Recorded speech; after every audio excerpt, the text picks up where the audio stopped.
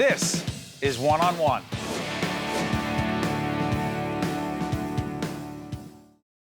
Sukanya Krishnan is the lead anchor of PIX 11 Morning News, a 5-time Emmy Award winner, and we are honored to have her here on public television. Good to have you. It's my pleasure to meet you. I'm a fan, too. Oh, so you're the one. I am that one. No. Millions. By the way, people can see you at 5 a.m. to 9 a.m. 5 a.m. to 9 a.m. What's that like? WPIX. It's great. I mean, I'm a morning person. I always have been, so it just is like in my wheelhouse.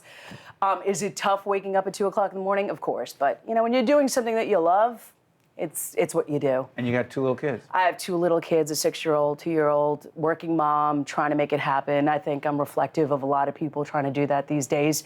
So it's nice to have that voice and that passion. And, you know, some days are good, some days aren't. And, you know, TV is what it is. It's a demanding job, but I try to be as honest as I can with myself and the viewers, and they know when I'm not having a good day, and they know when I am. So it's interesting how intuitive and intrinsic we are with each other, even though there's this camera in front of us. It's that connection that's nowadays with Facebook and Twitter and Instagram. It's instant. And your husband is a firefighter. We're just talking. Yeah, he's a captain with the FDNY, and yeah, I love him. You are very connected to the city in so many ways. And back in 2001, Sure. 9/11, your reporting was significant in so many ways. Guys, can we actually run a clip? Sure. Run a clip of you, and we'll come back and Yeah. talk. Let's go to the video. Mayor Giuliani has requested 6,000 body bags from the federal government, and the death toll so far officially, though it's expected to rise, the death toll stands at 82.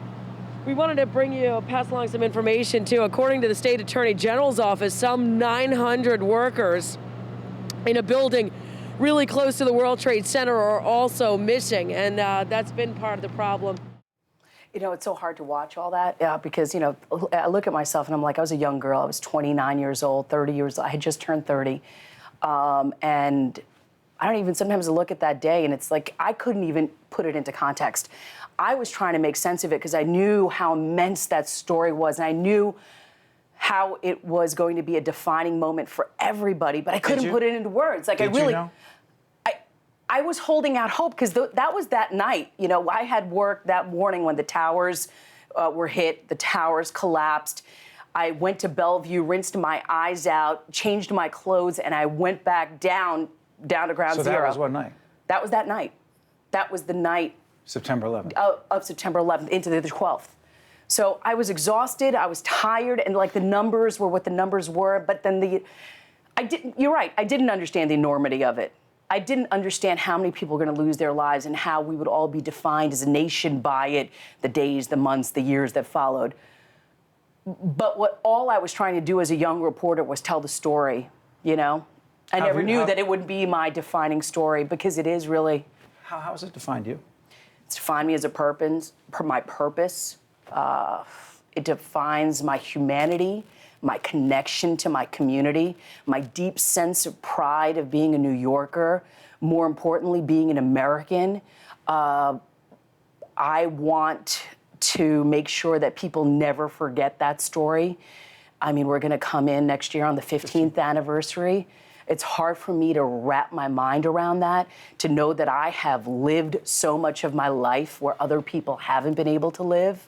I got married.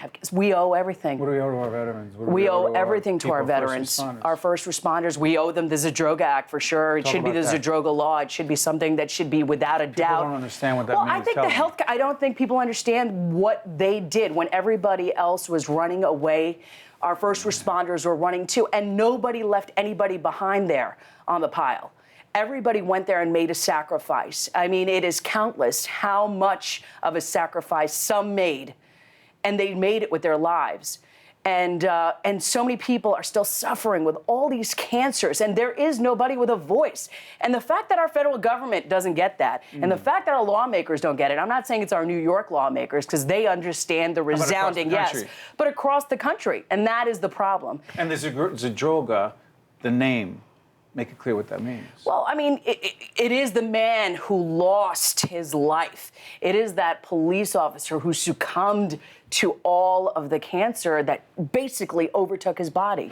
I mean, for us, I think if you don't understand what happened on that day, it's almost un-American and unthinkable. And coming on the heels of what happened in France, if it doesn't ignite some sort of fire in you to know that, man, there could be a possibility of something like that happening again. God forbid that ever happens again.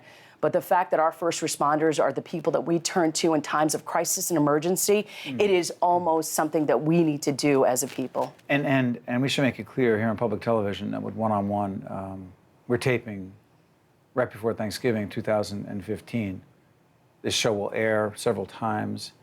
So we have to watch ourselves when we do that, and we don't know what is going to happen. Yeah, we don't know what is going to happen, but my hope and my dream, and I think like a lot of people who are married to first responders or connected to first responders or feel a sense of responsibility, not only to our veterans, our first responders, all of it, put it all in a big old circle, let's tie it up. It is the holidays after all. Let's talk about what we're thankful for and what we're grateful for, and most importantly, how we can give to our community. Yeah, so in the morning, right, you're switching gears.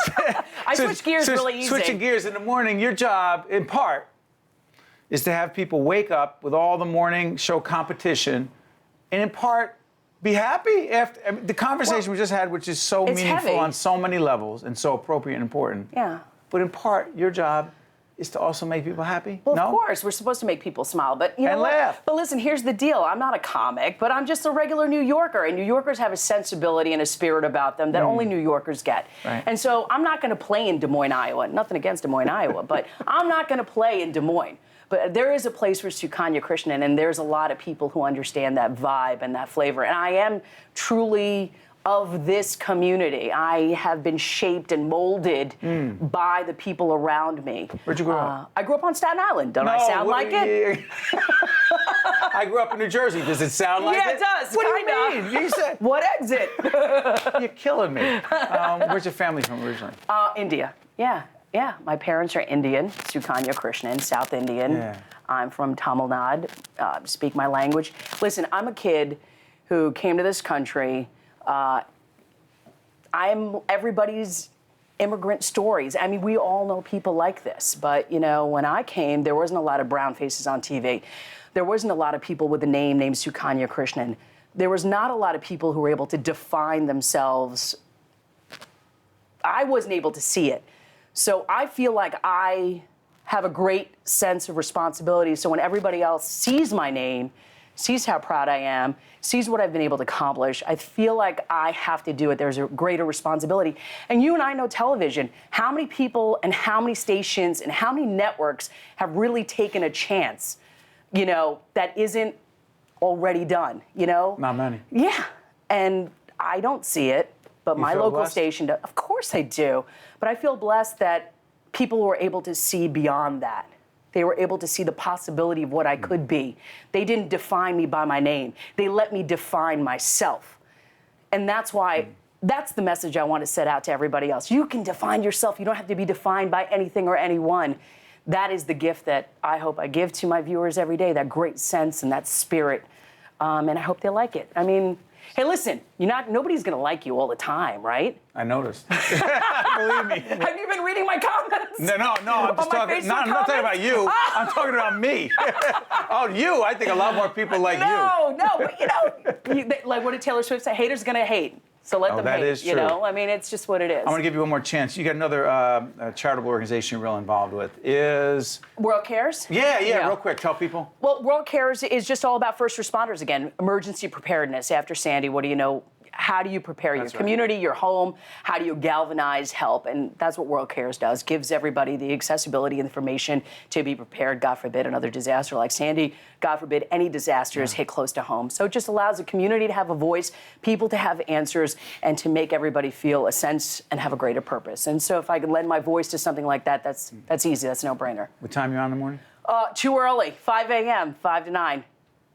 Great operation. PIX Morning News. Sukanya Krishnan. So nice to Thank meet you for you. joining us on public broadcast. Oh, it's a pleasure. Thank you. It's my honor. I'm a fan. I'm a fan too. Right back at you. Stay with us. We'll be right back. Thank you very much.